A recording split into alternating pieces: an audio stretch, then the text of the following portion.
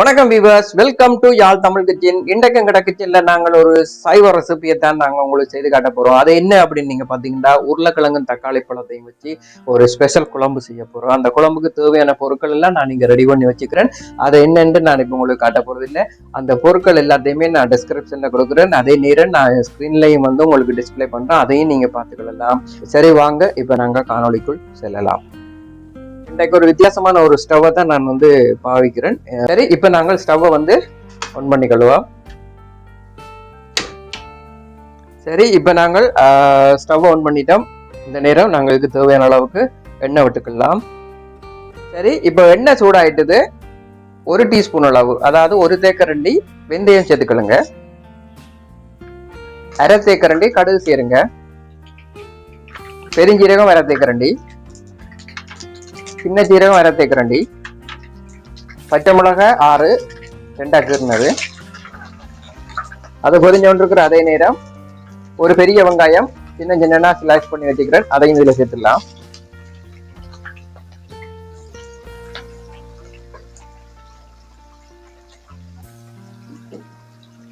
இந்த வெங்காயம் வதங்கிட்டு அதே நேரம் பூண்டு ஒரு 10 பல்ல எடுத்து வச்சுக்கிறேன். அதையும் இதிலே சேர்த்துடலாம்.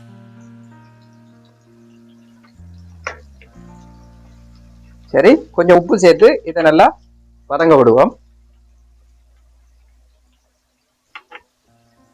இந்த மிளகாய் வெங்காயம் இதுகளெல்லாம் ஒரு 30-35% இது வந்து வதங்கிட்டது. இந்த நேரம் இதுல நாங்கள் உருளைக்கிழங்கு சேர்த்துடுவோம். அப்பதான் வெங்காயம் கருகி போகாத அளவுக்கு இது வந்து வதங்கி வரும். இதுல 3 மீடியம் சைஸ் உருளைக்கிழங்கு எடுத்து வெட்டி வச்சிருக்கிறேன். இது 400 கிராம் அளவுக்கு இருக்கு.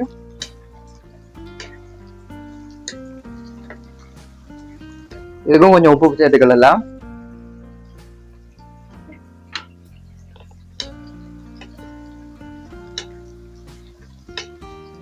இதை நாங்கள் கொஞ்ச நேரம் மூடி விட்டு இதை வதக்குவோம்.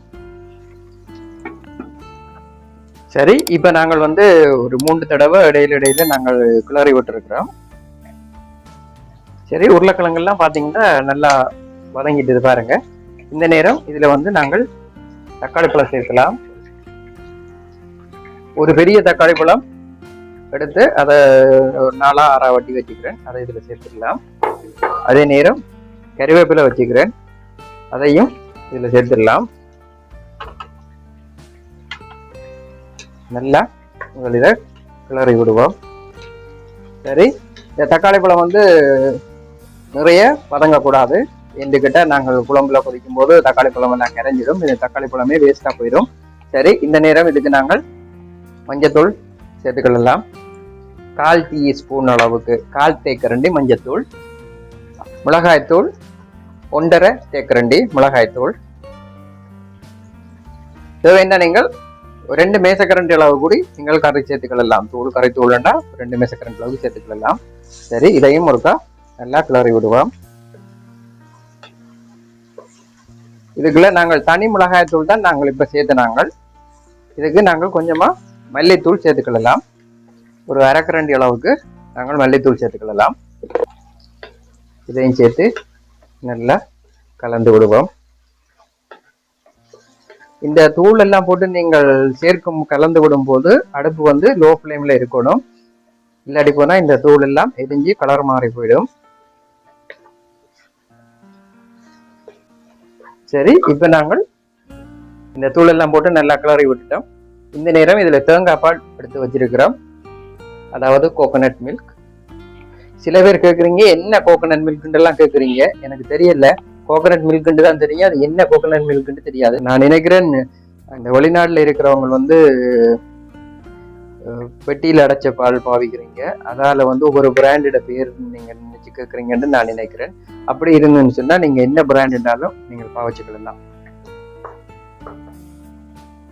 இந்த கலர் இப்படி இருக்குது. இது வந்து கொதிச்ச உடனே இது வந்து கலர் மாறிடும், கறிந்த கலருக்கு வந்துடும்.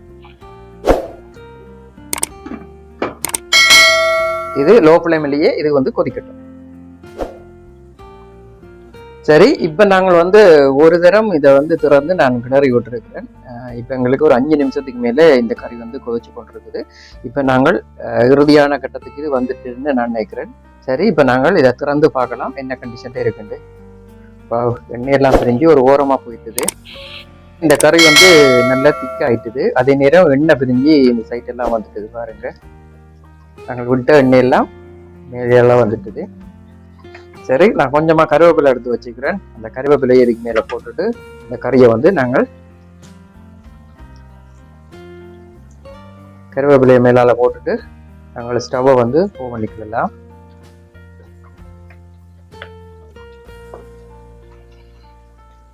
சரி, ஸ்டவ்வை ஓப்பன் பண்ணிடுவோம். சரி, இவ்வளவுதான் இந்த கறி செய்யறது. எப்படி இந்த உருளைக்கிழங்கு தக்காளி பழம் போட்டு இந்த குழம்பை நாங்கள் செய்தோம் அப்படின்றத வந்து நீங்கள் இந்த காணொலியில நீங்கள் பார்த்துருப்பீங்க. உங்களுக்கு பிடிச்சிருக்கும்னு நான் நினைக்கிறேன். பிடிச்சிருந்தால் லைக் பண்ணி கமெண்ட் பண்ணுங்க, உங்களோட நண்பர்களோடு பகிர்ந்து கொள்ளுங்க. இதுவரை நேரமும் எங்களோட காணொலியை பார்த்த உங்கள் அனைவருக்கும் எங்களது மனமார்ந்த நன்றிகள். இது போன்ற இன்னும் ஒரு சிறந்த காணொலியில் உங்களை சந்திக்கும் வரை விடைபெறுகிறோம். நன்றி, வணக்கம், வாழ்க வளமுடன். மறக்காம சேனலுக்கு புதியவர்கள் சப்ஸ்கிரைப் பண்ணிடுங்க. நன்றி.